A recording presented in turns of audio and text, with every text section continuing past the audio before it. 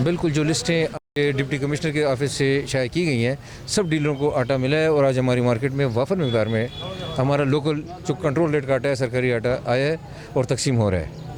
ये जो गवर्नमेंट का आटा है, इसका तो यहाँ चल रहा है 810 रुपये।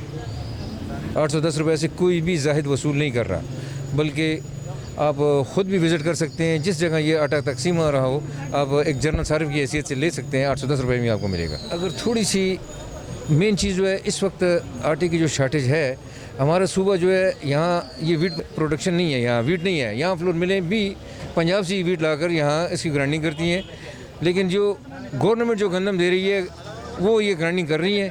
पंजाब से इस वक्त ट्रांसपोर्टेशन का मेन मसला है। खान साहब ने तो मेन हाईवेज़ खोल दिए हैं, लेकिन इस वक्त ट्रांसपोर्टर जो है एक ज़िले से दूसरे ज़िले या दूसरे सूबे में नहीं जा रहा है। गाड़ियों का मसला है, गाड़ियाँ नहीं है कि वहाँ से हम माल उठा सकें, और जैसे पहले पंजाब का आटा यहाँ वाफर मिलता था, इस वजह से नहीं मिल रहा है।